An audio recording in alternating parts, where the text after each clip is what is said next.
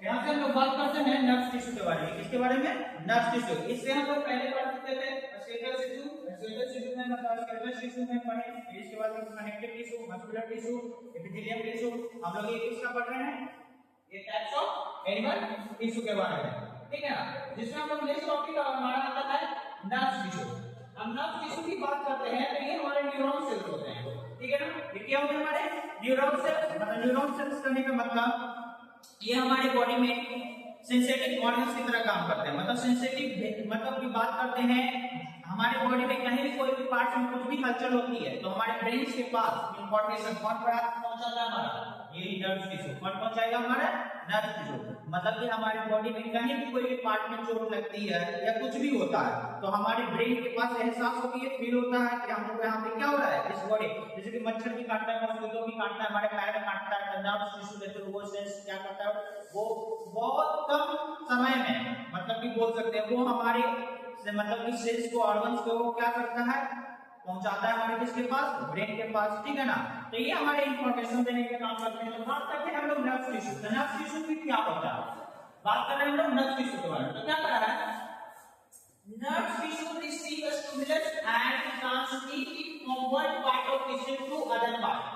ये receive stimulus मतलब stimulus करने का मतलब कि ये हमारे किसी भी चीज को, इंफॉर्मेशन को या कुछ भी जैसे चोट लगती है, दर्द होता है या कुछ भी फील होता है उसको वो एक पार्ट से दूसरे पार्ट में पहुंचाने का क्या करता है? काम हमारा करता है, ठीक है ना। Transmitted from one part of tissue to another part of the tissue तक, ठीक है ना।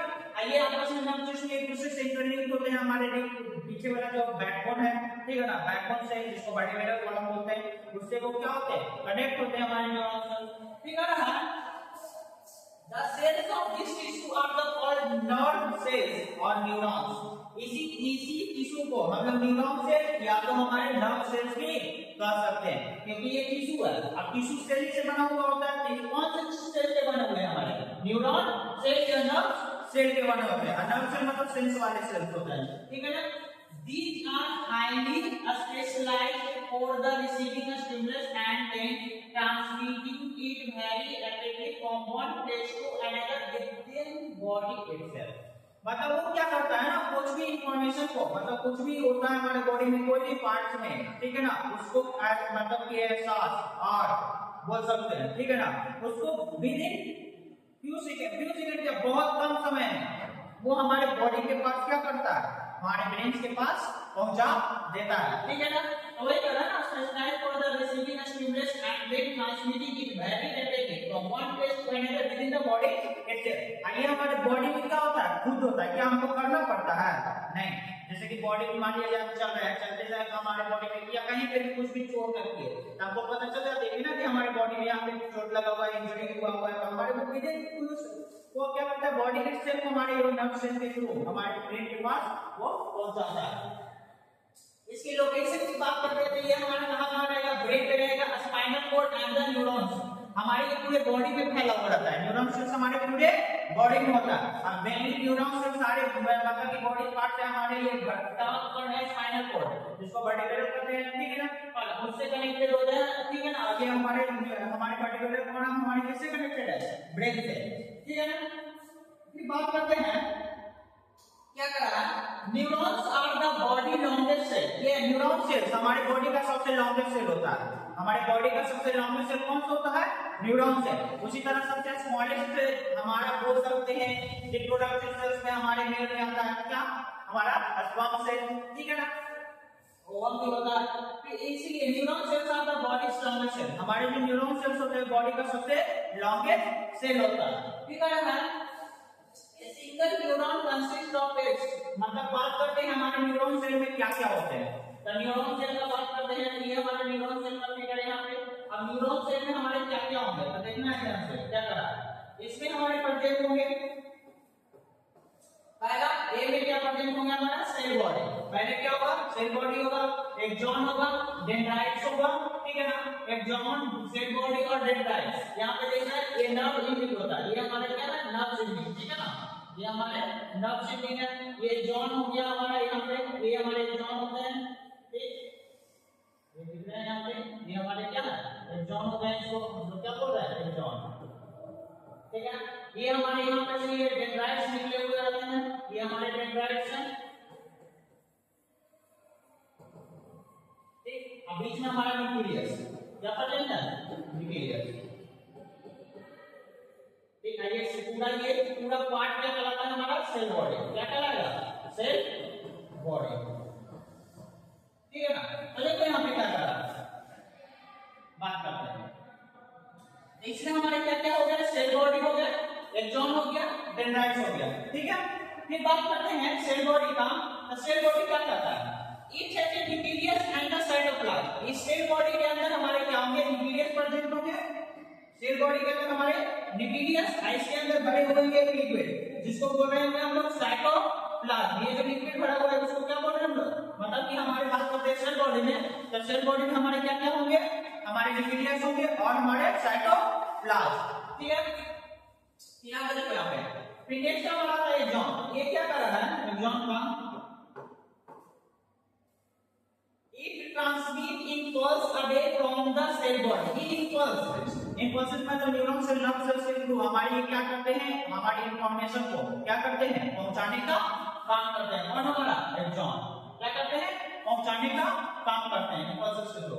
फिर डेंड्राइट्स, डेंड्राइट्स क्या करता है, it carry information from the tips toward the axon. अब हमारे डेंड्राइट्स क्या करेगा, information from the tip toward the axon.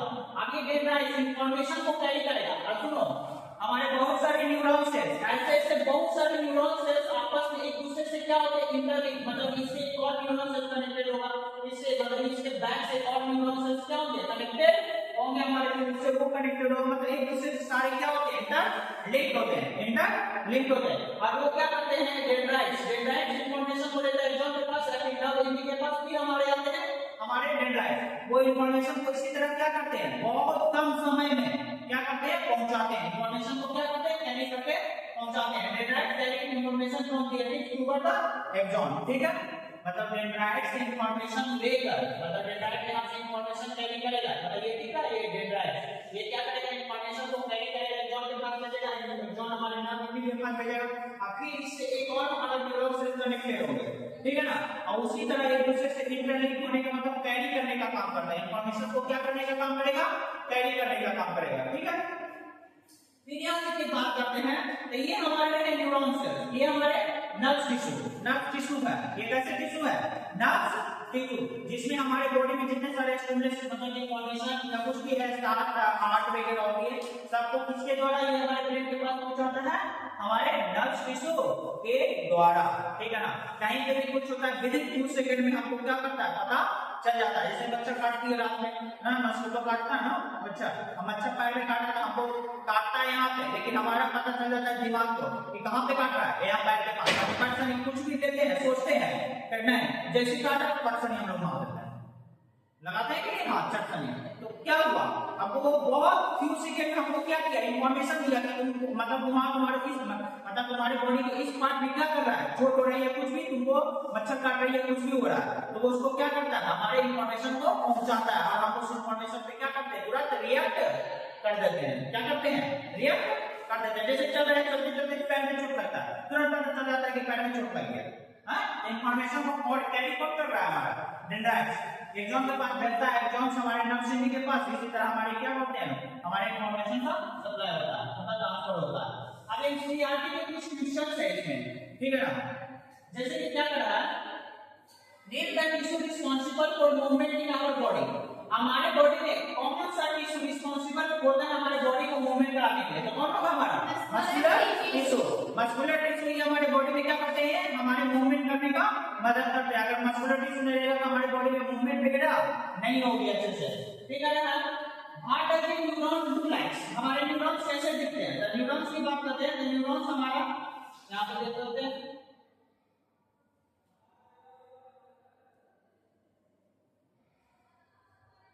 क्या कर रहा है, how does the neurons look like, the neurons हमारे कैसे दिखते हैं। A neuron consist of a cell body, पहले तो न्यूरॉन्स में हमारे क्या होंगे, एक सेल बॉडी, और इस सेल बॉडी के अंदर क्या होंगे, न्यूक्लियस, और न्यूक्लियस के अंदर क्या होंगे, मतलब न्यूक्लियस, न्यूक्लियस के साथ साथ क्या होंगे, साइटोप्लाज्म, क्या होंगे, साइटोप्लाज्म।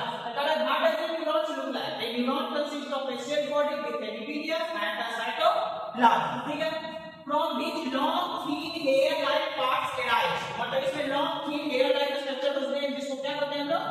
डेंड्राइट्स, क्या बोलेंगे? डेंड्राइट्स, ठीक है ना, डेंड्राइट्स बोलेंगे, ठीक है ना।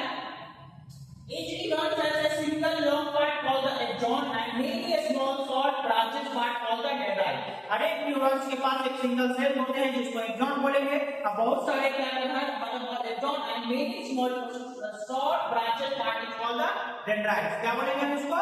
डेंड्राइट्स, क्या कहेंगे?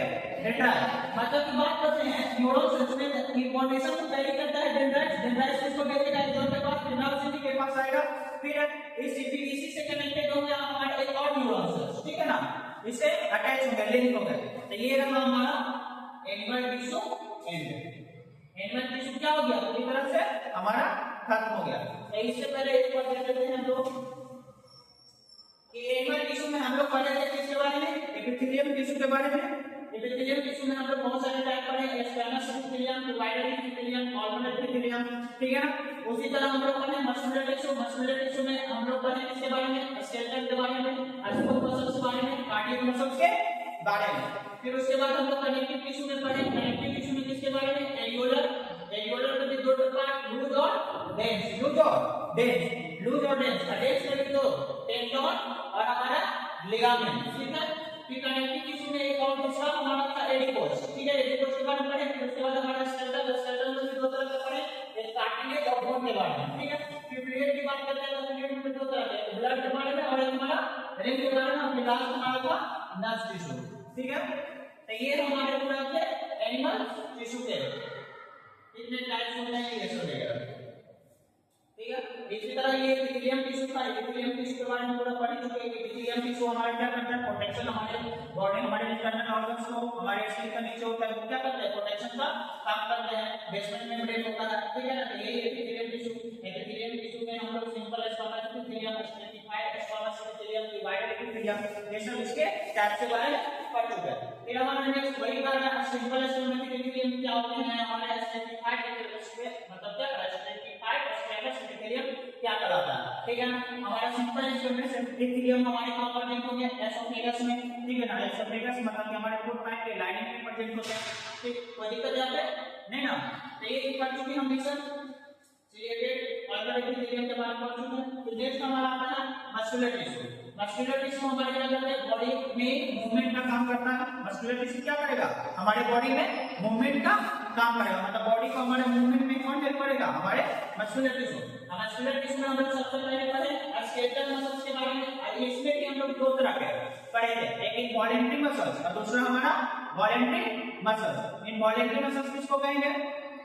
पहले बात करते हैं वॉलेंटरी मसल्स। हम किसकी बात कर रहे हैं? Voluntary muscles. वॉलेंटरी मसल्स उसको कहते हैं जिसको हम लोग क्या कर सकते हैं? कंट्रोल कर सकते हैं, मतलब उसके मूवमेंट को, वॉलेंटरी मसल्स के मूवमेंट को हम क्या कर सकते हैं? मतलब कि सॉरी कंट्रोल कर सकते हैं। जिसमें हमारा सबसे पहले वॉलेंटरी मसल्स का सबसे अच्छा एग्जांपल था ये हमारा था वॉलेंटरी मसल। हम बात करते हैं इसमें बात कर रहे हैं कि मसल्स में मस्कुलर टिश्यू में भी दो तरह के, एक वॉलेंटरी और दूसरा हमारा इनवॉलेंटरी। अब बात कर रहे हैं पहला वॉलेंटरी मसल्स, ठीक है ना।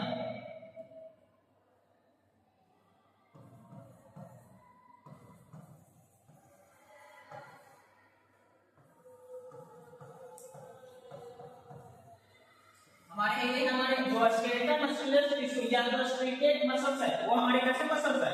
Voluntary muscles. कैसे मसल्स है? Voluntary muscles. और वॉलेंटरी मसल्स क्या करेगा? हमारे बॉडी में मूवमेंट को कंट्रोल कर सकते हैं। जैसे कि हमको चलने का मन होगा तो हम लोग चलेंगे, हमको हाथ उठाने का मन होगा तो हम हाथ उठाएंगे, बट हम कहीं नहीं उठाएंगे, ठीक है ना। तो ये रहे हमारे वॉलेंटरी मसल्स जिसको हम लोग कंट्रोल कर सकते हैं। वॉलेंटरी मसल्स में हमारे इसके लोकेशन की बात करते हैं तो ये हमारे बोन्स के साथ क्या होते हैं? अटैच होते हैं। जितने सारे वॉलेंटरी मसल्स होते हैं वो हमारे बोन्स के साथ क्या होते हैं? अटैच। मतलब कि मसल्स किसके साथ अटैच होगा? हमारे बोन्स के साथ। किसमें? वॉलेंटरी मसल्स में। अभी हमारे आते हैं दूसरा का इनवॉलेंटरी मसल्स। दूसरे हमारे होंगे इनवॉलेंटरी मसल्स। सी होगा कितना? इनवॉलेंटरी मसल्स की बात करते हैं तो इनवॉलेंटरी मसल्स वैसे मसल्स होते हैं जिसको हम लोग कंट्रोल नहीं कर सकते। जैसे कि हमारा हार्ट का जो मूवमेंट होता है वो हमारे कैसा होता है? Involuntary muscles. जैसे कि हमारे भोजन डाइजेस्ट होता है, हमारे स्टमक में जाता है, स्टमक से स्मॉल इंटेस्टाइन में जाता है, तब फूड वहां मूव करते रहता है कि नहीं, तो वो जो मूवमेंट होती है उसमें वो कैसा होता है, इनवॉल्यूंटरी, जिसको हम लोग कंट्रोल नहीं कर सकते हैं। हमारा अगर लंग्स वर्क कर रहा है तो करेगा ही, हमारा हार्ट वर्क कर रहा है तो करेगा ही, ठीक है ना। तो उसमें कैसा मतलब कि कैसा मूवमेंट होता है हमारा इनवॉल्यूंटरी मसल्स के कारण, जिसको हम लोग कंट्रोल नहीं कर सकते हैं। अभी इनवॉल्यूंटरी मसल्स में भी दो टाइप के पड़े, एक स्मूथ मसल्स, एक हमारा था कार्डियक मसल्स। एक स्मूथ मसल्स और एक हमारा कार्डियक मसल। स्मूथ मसल्स हमारे कहां पर जाते हैं, आईज ऑफ आई, यूट्रस और डाइजेस्टिव सिस्टम में, ठीक है ना।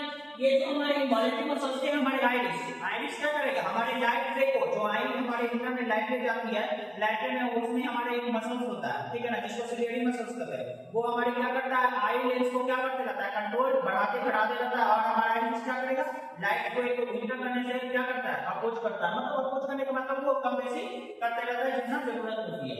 फिर यूट्रस की बात करते हैं, हमारा जो मदर का जो, जिसमें बेबी का क्या होता है, बेबी डेवलप करते रहता है, यूट्रस के वॉल, यूट्रस की बात करते हैं। यूट्रस हमारे किससे बने होते हैं, हमारे इनवॉल्यूंटरी, वो स्मूथ मसल्स होता है। यूट्रस हमारा कैसा होता है, स्मूथ। उसी तरह हमारे डाइजेस्टिव वाला जो होता है, हमारा डाइजेशन, जिसमें भोजन होता है, जिसमें स्मॉल इंटेस्टाइन आते हैं, लार्ज इंटेस्टाइन होता है, वो भी किसके बने होते हैं, स्मूथ मसल्स के। किसके बने होते हैं, स्मूथ मसल्स के, ठीक है। फिर क्या है हमारे कार्डियक मसल्स। कार्डियक मसल्स की बात करते हैं, तो कार्डियक मसल्स की बात कर रहे हैं, तो कार्डियक में हमारे होते हैं, सबसे अच्छा एग्जांपल है हमारे हार्ट। हार्ट किसका एग्जांपल है, कार्डियक मसल्स का, ठीक है ना। हमारा हार्ट किससे बना हुआ है, कार्डियक मसल का। देखता है हार्ट भी हमारा क्या होता है, इनवॉल्यूंटरी मसल, इनवॉल्यूंटरी मूवमेंट, वो अपने आप क्या करते रहता है, मूव करते रहता है। हार्ट हमारा हमेशा, तो जहां हार्ट रुक गया, हार्ट रुकेगा तो हम लोग भी रुक जाएंगे, ठीक है ना, कि भगवान को याद आ जाएगा हार्ट जहां रुक गया, तो इसलिए तो हार्ट भी क्या होता है, हार्ट हमेशा रेगुलर वे में अपने आप क्या करते रहता है, वर्क करता है, उसको हम लोग रोक नहीं सकते हैं। वो अपने आप रुकेगा तभी अपने आप रुकेगा, वो रुका जहां तो हम लोग भी रुक जाएंगे अच्छे से, ठीक है ना। तो वही कर रहा है। अब बात करते हैं हम लोग हार्ट में। हार्ट में हमारा रिदमिक कॉन्ट्रैक्शन या रिलैक्सेशन होता है, उसका जो मूवमेंट होता है कैसे होता है, रिदमिक कॉन्ट्रैक्शन और रिलैक्सेशन, मतलब लचकता और खुलता है, ठीक है ना, रिदमिक। फिर हम लोग कनेक्टिव टिश्यू के बारे में बात किए थे। कनेक्टिव टिश्यू में हम लोग पढ़े किसके बारे में, कनेक्टिव टिश्यू में हम लोग एरियोलर का, एडिपोज का, स्केलेटल का, फ्लूइड का। एरियोलर में रूट और वेन्स, वेन्स में टेंडन, लिगामेंट, एडिपोज का, स्केलेटल में बोन एंड कार्टिलेज, फ्लूइड में ब्लड एंड वेन, ठीक है। फिर हम उसी में देखो areolar connective tissue, areolar connective tissue ये क्या करता है ना, हमारे बॉडी के ऑर्गन्स को और मसल्स को सपोर्ट करने का काम करेगा।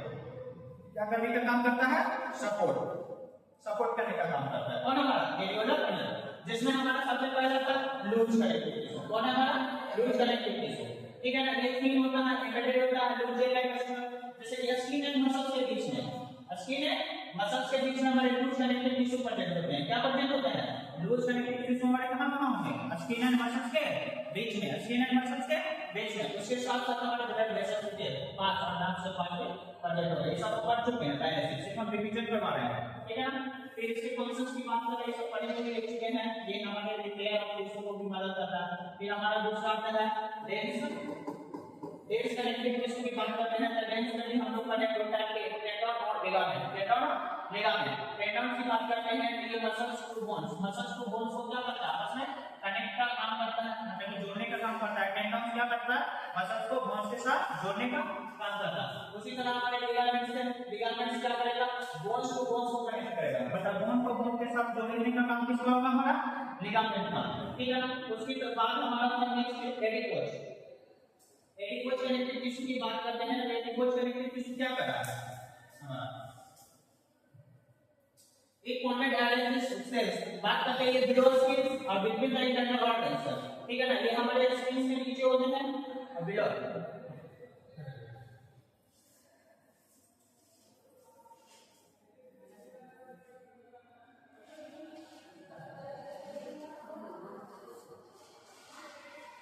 यहाँ पे देखो एडिपोज कनेक्टिव टिश्यू के बारे में बात कर चुके थे। फिर नेक्स्ट हमारा आता है स्केलेटल कनेक्टिव टिश्यू। हमारा नेक्स्ट क्या हमारा skeletal connective tissue. Skeletal connective tissue की बात करते हैं, तो स्केलेटल में हम लोग पढ़े कार्टिलेज और हमारे बोन्स के बारे में, कार्टिलेज और बोन्स के बारे में। कार्टिलेज की बात करते हैं तो ये कार्टिलेज हमारा इसमें एक मैट्रिक्स भरा होता है प्रोटीन एंड शुगर का, ठीक है ना। ये हमारे कार्टिलेज जो होते हैं कहां पर जन्म होंगे, हमारा पिलर का पिन्ना अनरोड का टेप इससे बना होता है कार्टिलेज। ये सॉफ्ट बोन होता है, कैसा बोन होता है हमारा, सॉफ्ट बोन, ठीक है ना। ये लोकेशंस की बात करते हैं, यूनिवर्सिटी तो बता चुके हैं, बोन्स के बारे में पढ़ चुके हैं, बोन्स के बारे में। फिर बात करते हैं फ्लूइड कनेक्टिविटी, सो फ्लूइड में हम लोग ब्लड के बारे में पढ़े, ब्लड के फंक्शंस के बारे में पढ़े। ब्लड के फंक्शंस में हम लोग बता चुके थे कि हमारा लिंक होगा, सॉरी ब्लड के बारे में हम पढ़े, ब्लड में हमारा हीमोग्लोबिन होगा जो ऑक्सीजन को कैरी करने का काम होगा, ठीक है ना। ये सब हम पहले पढ़ चुके हैं। फिर नर्व टिश्यू के बारे में भी पढ़े, ये हमारा एनिमल टिश्यू एंड ये एनिमल टिश्यू का जो चैप्टर हो गया हमारा पूरी तरह से कंप्लीट हो गया, ठीक है।